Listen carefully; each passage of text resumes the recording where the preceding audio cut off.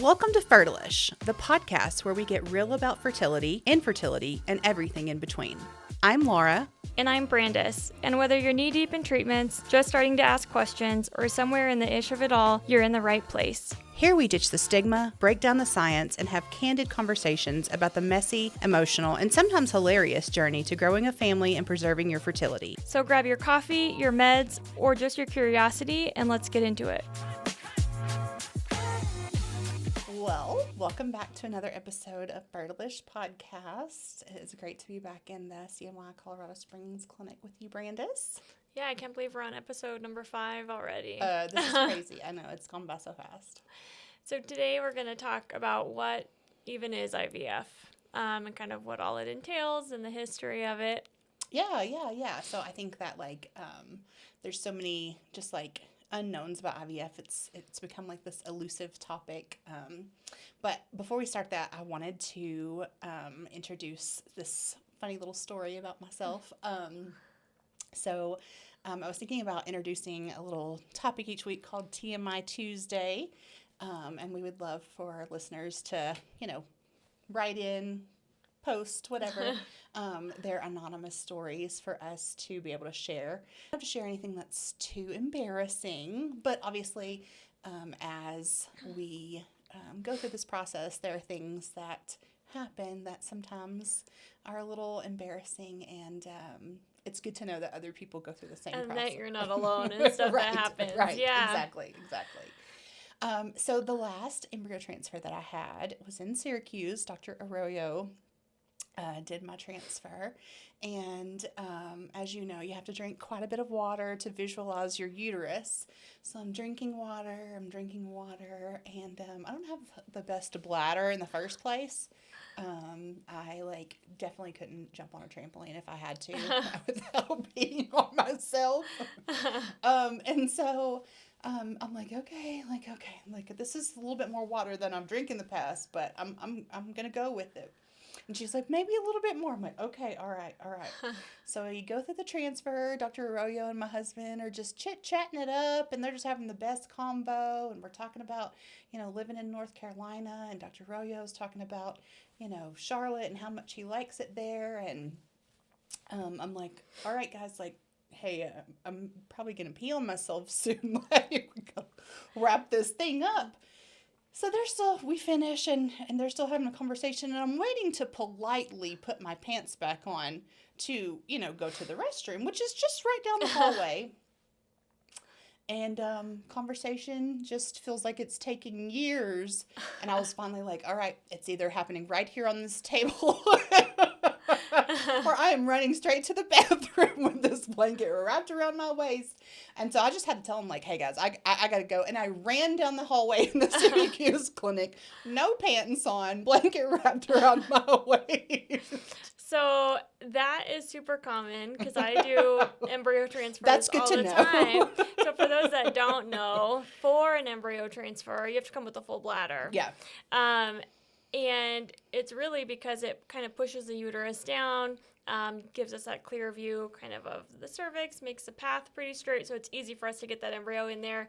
But everyone is always like, last time I wasn't full enough, this time I'm too full, and it's so hard to find that happy sweet spot, medium. Yeah, and so people, I always get, oh my gosh, has anyone ever peed during this? I would be the one. I can't hold it anymore. It happens. And honestly, we don't think anything of it. But if it was me on the table, I'd be mortified. Absolutely. This is my workplace. I've just peed everywhere. See, and then doing it, I'm like, it's okay. But it's funny because we have a hall that goes from the transfer rooms to the bathroom. And I can't tell you how many times I've seen a white sheet fly by and go to the bathroom, and it's oh yeah, it's a transfer. No, I'm not alone. Yes, so not alone in the embryo transfer, having to pee, that's the worst part for sure.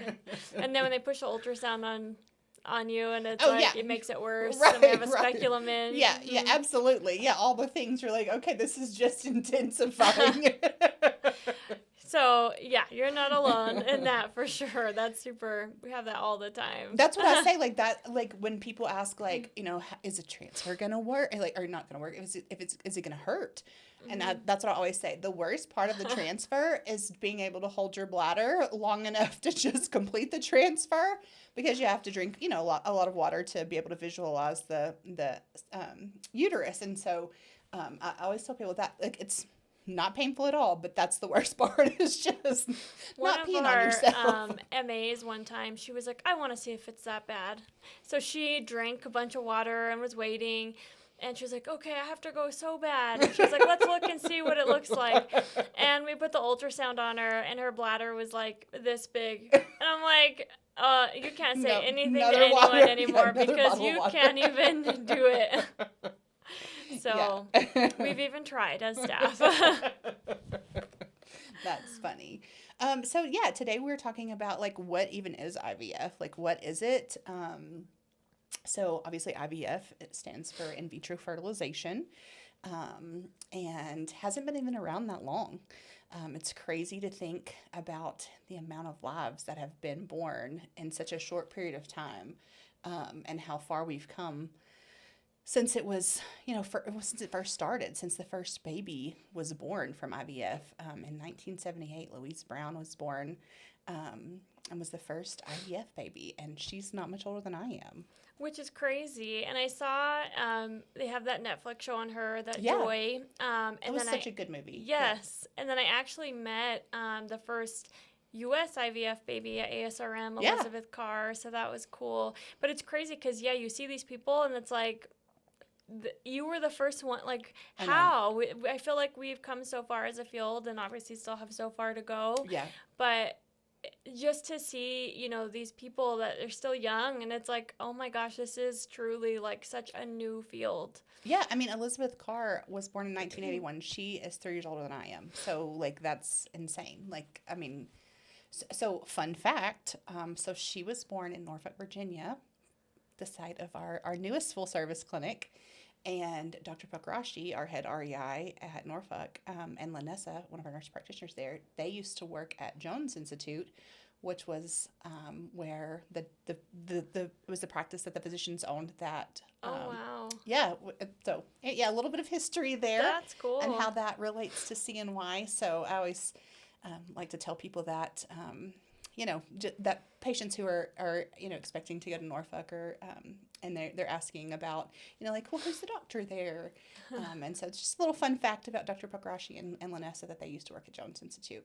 Wow, that's cool. I don't even think I knew that. Yeah. Well, and I feel like people always say, oh, test tube babies, or they used to, or it seems like this big, expensive thing that only celebrities can do. Yeah. And we make babies in test tubes, and that's it. And anyone can get pregnant with the technology, and it's just, I feel like it's this big kind of abstract thing sometimes to people, unless you've been through it. I remember even seeing, before I was in this field, people would, like, influencers would be going through IVF, and they'd post their boards, and it would be like 8 eggs retrieved, 10 blasts, 1 low-level mosaic, and it's like, what does that even mean? Right. And then I remember I would shadow here, and the NP that was here at the time was like, oh yeah, low-level mosaic, a high-level, and it's like, this is like a totally different world. So yeah, it really is a whole new world, and, like, unless you've been active, and even if you are actively going through it, there's so many different nuances to it to learn. Like, I still learn things all the time. I'm constantly having to ask questions so that I can help patients, navigate their journey. Because, like, even though I've been through IVF, like, everybody's story and protocol and treatment plan, it's all different. And so there's things that, like, I haven't experienced or even heard of, or, as things evolve, there are new, treatments or way we do things, or better ways that we can do things. And so, hey, we're not using this medication anymore. We're using this one because we feel like that it's going to work better. So it's constantly changing. As a matter of fact, I was at a conference in Philadelphia, I don't know, maybe a month and a half ago. And the lady her booth was right across from mine. She had a 20-something, early 20s year-old child from IVF, and she was using the term test tube baby. And then actually her like coworker was like, I don't think we say that anymore. But she had been through, she didn't mean any harm by any means. And so then she was like, wait, is that true? You don't say that anymore? And I was like, no, we don't say that anymore. And so, it's just like constantly like even someone who'd been through it, like they, she didn't know that wasn't really a term to, to use anymore. Because the baby's not in a test tube. Yeah. So. Yeah, ever, really. Right. No, right. Exactly. And for those that don't know, the IVF process is a process that involves, giving you injectable medications for about 9 to 12 days, which are just versions of hormones that you already have, just higher doses. Usually during the 9 to 12 days, you're being monitored with ultrasound and blood work because we're trying to get all the eggs that you produce that month, not all of your eggs, just the eggs produced that month to grow. And then you get a trigger shot that's supposed to mature the eggs, and you do these shots at home, which are small needles or like insulin needles. So for the most part, oh yeah, I mean they're like easy.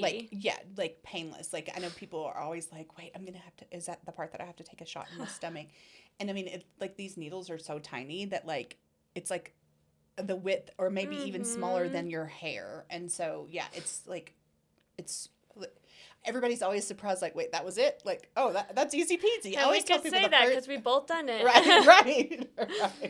Yes. So we get your eggs to grow. Once they're mature, we have you come into the clinic and we do an egg retrieval. The egg retrieval process, you, as you know, are asleep for. It's just IV sedation, so you're breathing on your own. It's done with transvaginal ultrasound and kind of a needle on the inside, so there's no incisions. All of those follicles in the ovary get aspirated, and really, most people don't wake up with any pain. It's like a 10-minute procedure. Sometimes it can be longer if you have more eggs, but it's pretty quick, and you go home the same day, usually right away. You're in recovery for about 30-ish minutes. That day you leave knowing how many eggs you kind of got.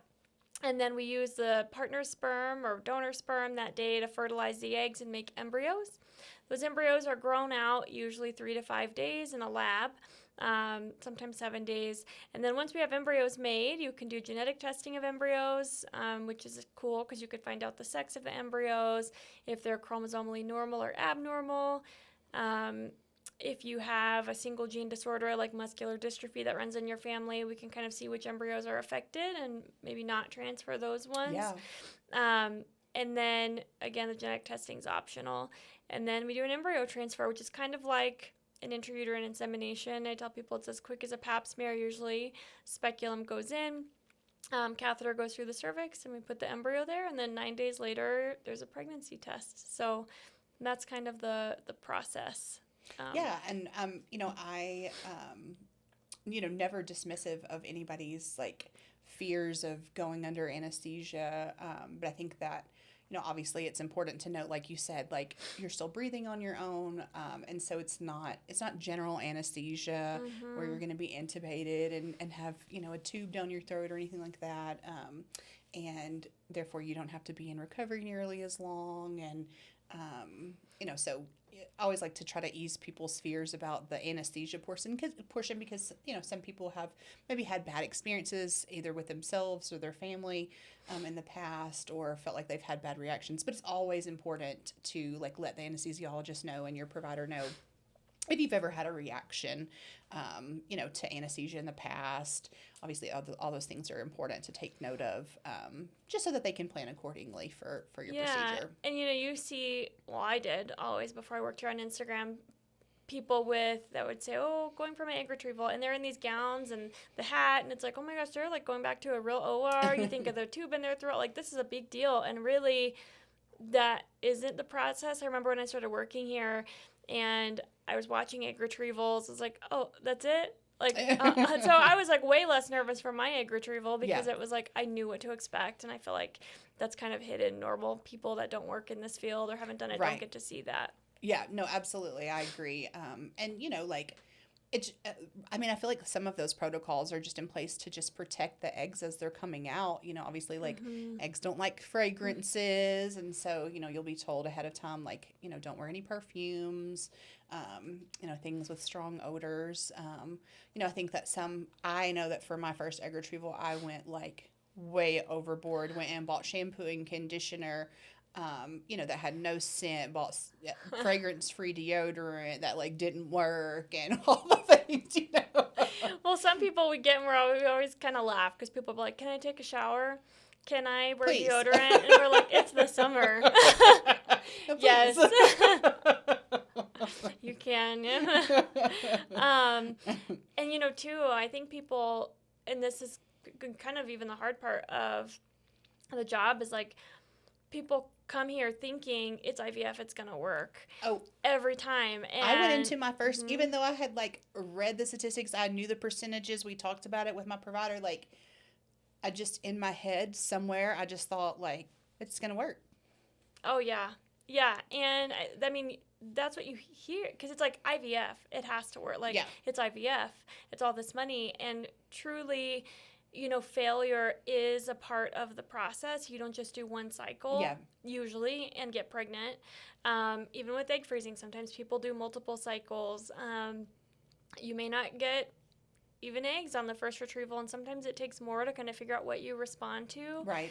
And then even if you get that normal euploid, chromosomally normal embryo, not every embryo transfer is going to result in a live birth or a pregnancy. And I think that's, you know, people do one transfer and they'll be on my schedule for a follow-up talk, and they're devastated because nobody told them, you know, or they had been elsewhere and nobody told them that's part of the process. Yeah. Or they knew someone whose first transfer did work, and so there was that expectation of, well, mine will work too, and it very well may, but it very well could not.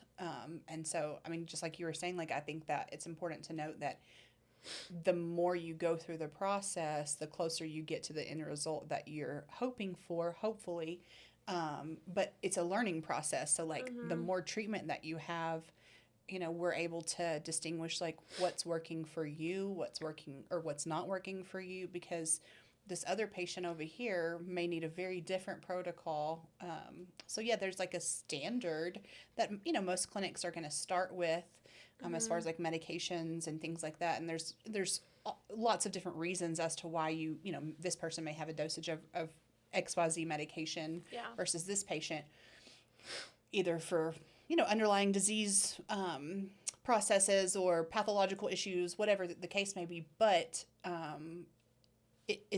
we don't know until we get there. Like, is that going to work? Is that going to be, you know, is their body going to respond in the way that we're hoping it, you know, to respond? Or are they going to need to stim for a few extra days? Or there's so many nuances that are unknown through the process. Yeah, and, you know, I think a big thing, too, that people don't realize is that there's a big attrition rate with IVF. Right. So, you know, you can retrieve 10 eggs. Of the 10, maybe 8 are mature. Of the 8 that are mature, maybe 5 fertilize. Of the 5 that fertilize, maybe 3 make it to blast. Yep. Of the 3 that get sent to testing, if you do genetic testing, maybe 1 comes back or 2 comes back normal, and not every normal embryo is going to result in a live birth. And I think, you know, that's important to know, and that's all dependent on, you know, age is a big one. The biggest predictor if IVF will work is female age. So, you know, as we get older, it's harder to not only get eggs, but to get chromosomally normal eggs. And so, you know, age is something that IVF can't overcome. And I think a lot of people, again, go into this thinking it can do anything. And really, you know, that's not always the case.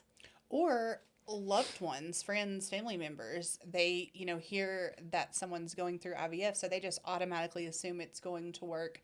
And then that puts extra pressure on that person when it doesn't, for them to now explain it hasn't, you know, this transfer didn't work, or this egg retrieval didn't result in the results that we were hoping for. So, like, what does that mean? And then now having to, like, be responsible for educating. And so I think that I think there's a huge stigma that, like, I mean, so many people are like, well, why don't you just do IVF? Yeah. Well, if it were only that easy. Oh, yeah, 100%. And the hard part too, I think, even with expectations with patients, is there are all of these Facebook support groups now, and I know they're out there. There's a ton of them because I hear about them all the time. Yes. But, you know, I'll have somebody who's, let's say, in their 40s, and, you know, their AMH isn't as high. And they'll come in and say, oh, you know, why am I on this dose of meds? Because somebody in the support group who's in her 20s and has PCOS has this dose of meds. Right. And it worked for her. Why am I not doing that? Or this person's doing a trigger with their transfer because they're doing, you know, a natural or a modified natural. And I don't have any trigger. Am I missing this med? And it's like, stop reading. Stop reading the group. I think that those groups are good for support, but they're not good for medical advice.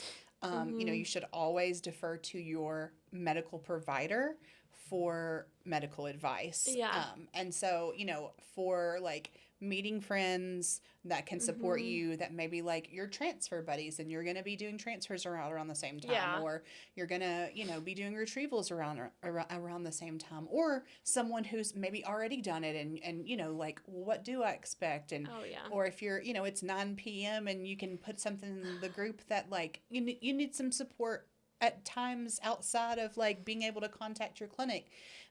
You know, I think that those groups definitely have a place, but there's a huge differential between support and medical advice. And medical providers are the ones that should be giving the medical advice. 100%. I know. Every time it's always a joke here because people will always be like, well, on Facebook. And it's like, oh, right. Don't change your meds based off Facebook. Please just call or message or something. Well, even if you have someone who has seemingly very similar, you know, like let's say they're the same age, let's say that they, you know, you're both going through secondary infertility, like there's so many variables and nuances to why your protocol may be different than theirs.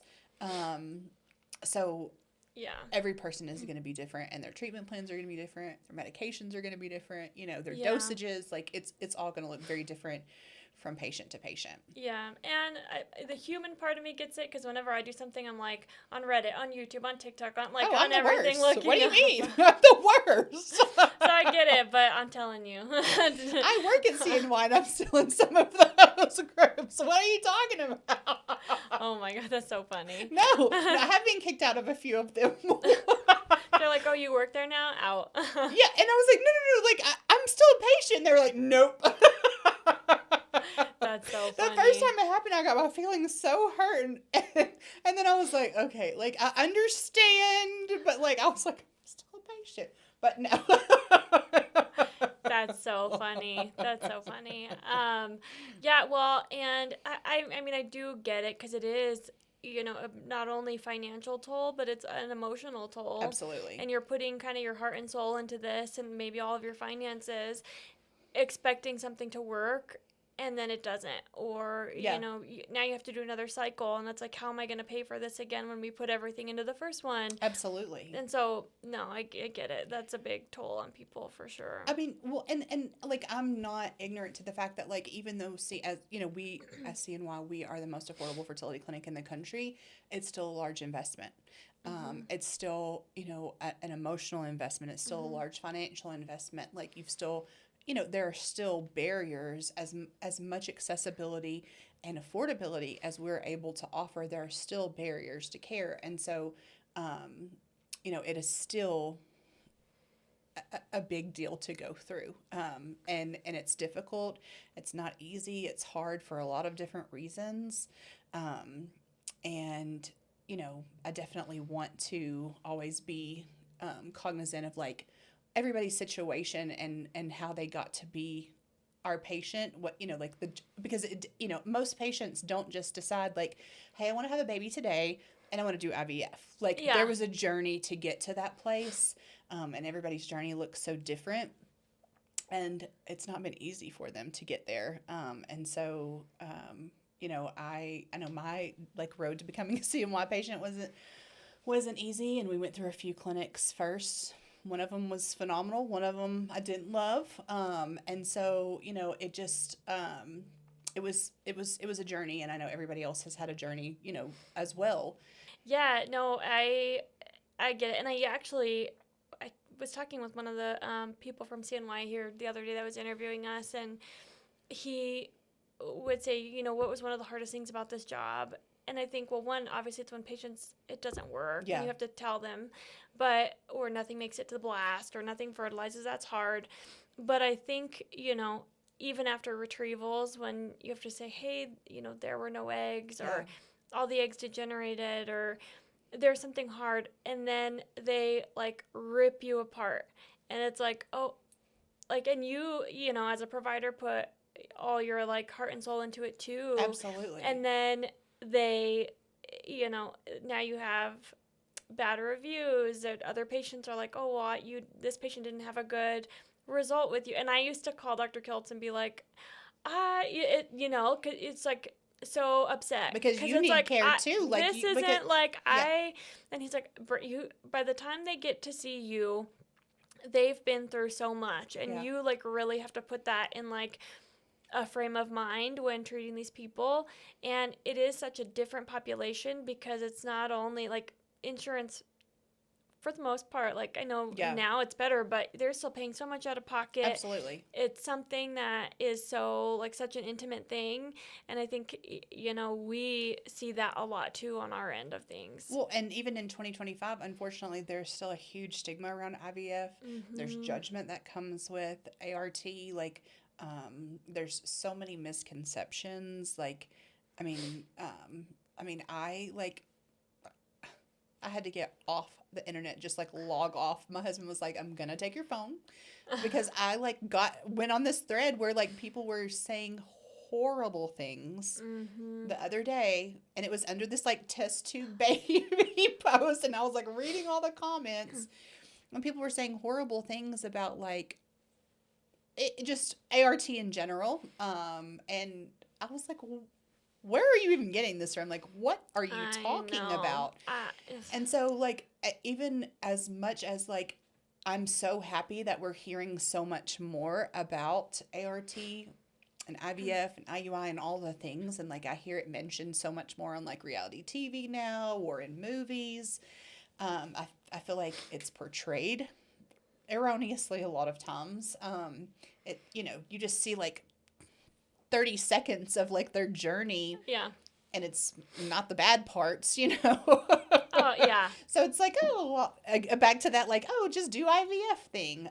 Or there's judgment that comes with it. So it makes people like feel isolated. They feel like they can't talk to other people because either they don't understand or they're going to judge them. So yes, we have come so far in 2025, but like there's still so much stigma around it as in today's world, and halfway through 2025, like it's crazy. And now we're in this like, and I don't know, I think it's an Instagram thing, but now we're in this like natural movement where everything has to be natural. Yeah. And I had made a TikTok a while back saying something like, when someone tells you they could never do IVF because it's unnatural, but their forehead doesn't move. Right, and like right. that, people were commenting all the stuff that people told them, and like my forehead doesn't move either, and I've done IVF, so I get it. But it's like mine unfortunately is right now. So it's like it's not it's common that people get these things all the time, and I think Elizabeth Carr, actually the first IVF baby here, posted something on Instagram a while ago that somebody asked her if she had a belly button, and it's like.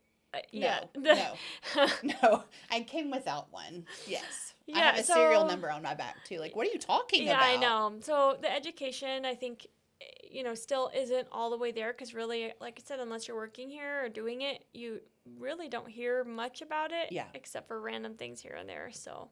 And not a lot of truth. Like maybe what you are hearing is so far from like reality that it alludes to a lot of misconception and just downright, untruths. Yeah. Yeah. No, 100%. And that's the media. Right. Gets a lot of stuff wrong for sure. And we'll probably have an episode on that too. Yes, for sure. Yes. I definitely think we could talk for a full episode on that and then some. Yeah. And I think We've covered a lot of IVF and what it is. There are obviously some, I guess, different ways to do it. You can use donor egg. You can use donor sperm. Reciprocal IVF is another one where if we have 2 women, we can do, take eggs from one, fertilize them with sperm, and then put them in the other person. So really both people can play a role. Yeah. But the process overall is getting an egg, getting sperm in a lab, putting them together, which actually we haven't touched on that. We use ICSI, which stands for intracytoplasmic sperm injection, where we actually, it's cool to watch. It really the is. embryologists take the sperm and they kink the tail so that they explained to me that if you put the sperm in the egg with the tail and it moves around, it can basically kill the egg. Okay. So they kink the tail, they inject the sperm into the egg, and then it starts growing into all these cells, obviously. And so that's with ICSI, and we do that for everyone here. Yeah, and I love that ICSI is standard at CNY because obviously with ICSI there's a higher rate of fertilization statistically than with traditional IVF. And so most clinics do charge an additional fee. Usually they're offering ICSI, but it is an additional fee. But I love that, like CNY, that's standard. Unless a patient says, hey, I don't want ICSI, that's the standard of care at CNY. And so I love that we offer that for everyone. Oh, yeah. And people often ask, too, should my partner or husband do a semen analysis with DNA fragmentation? And actually, how you treat DNA fragmentation is with ICSI. So I always am like, well, you can, but we're already treating it if he has it, which is cool.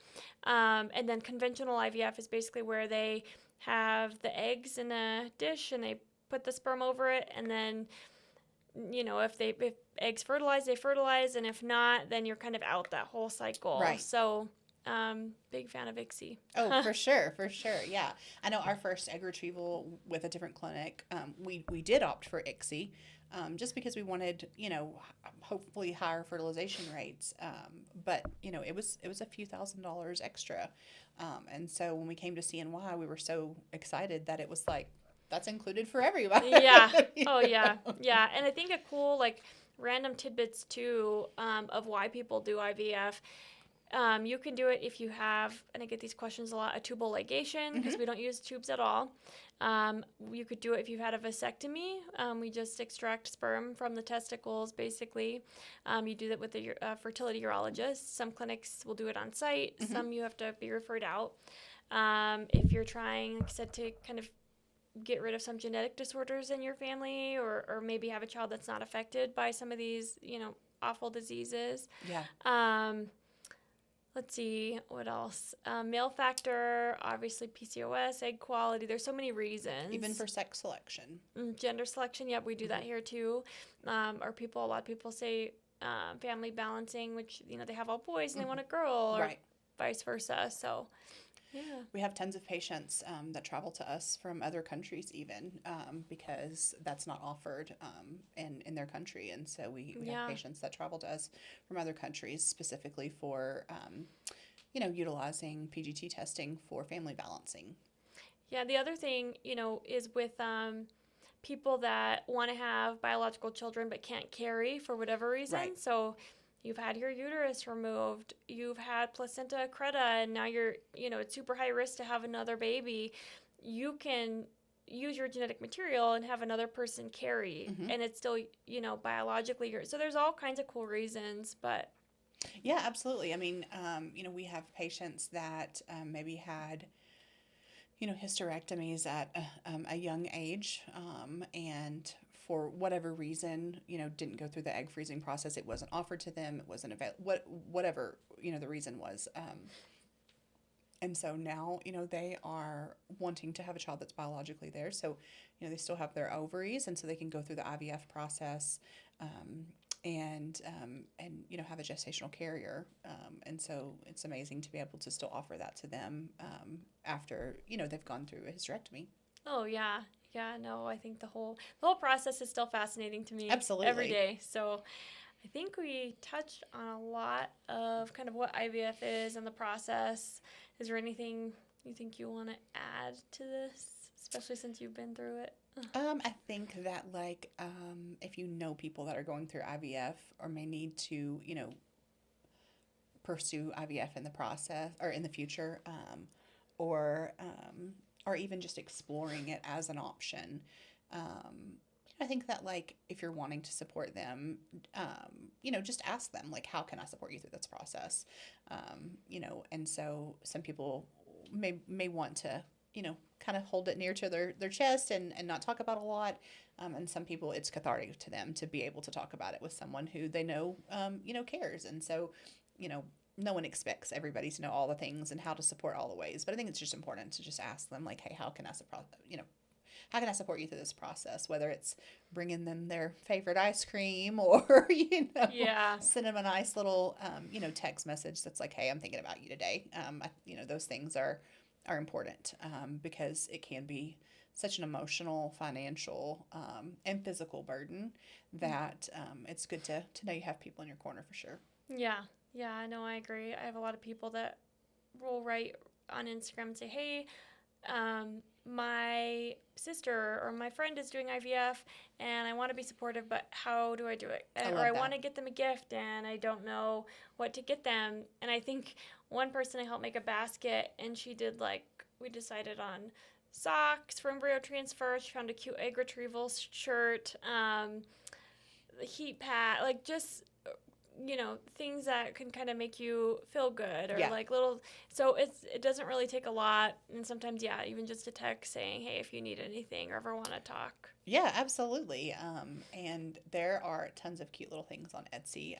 When I first started going through the process, I was looking on Amazon, and there are some things on Amazon. And I was oh, this is just not really what I'm looking for. And then I started going down the Etsy rabbit hole, and there's tons of cute things on Etsy. And then, I found additional vendors as time has gone by. And, I don't know. I when I go to conferences, I'll get little, stress balls that are uterus shaped or, I don't know. There's cute little stuff that it's just fun. It's, it's fun to, even when you get your meds, I think that it's important to no, it's not a fun process. No one wants to do this. And who ever gets excited about taking medication? What? Mm-hmm. If I take ibuprofen, I'm my head is really hurting me. I hate taking meds. But it's important to just get in the process, make yourself feel better about it. If you need to get fun little Band-Aids, if that's going to make you feel better about the process, do that. Yeah. If you need to organize it in a certain fashion and get cute pink containers to put it in, do that. Whatever makes it feel good to you, and eases some of the stress. Do whatever that is. Yeah. Yeah. No, I agree. Anything to make the process more fun. Absolutely. Yeah. Yeah. All right. Can you think of anything else you want to touch on? I think that's it for today. All right. So if you guys haven't already subscribed or followed our podcast, we have an Instagram too called Fertile-ish, which I think we'll have to start posting on because it's still new. Actually, by the time this episode airs, it might have some stuff on it. Right. So, because we're on 5. And then, of course, CNY, Instagram, TikTok, and then CNYfertility.com /Fertile-ish. Then, you can be able to submit, questions to us, suggestions for the show. If you think we're terrible, you can tell us they're too. I don't know. I get enough of that from these groups. Maybe don't tell me. Be nice. Just kidding. Just kidding. And then obviously subscribe to our channel on Spotify, Apple, and YouTube, Google, wherever you get your podcast. Yep. All right. We'll see you guys next week. Okay. Bye.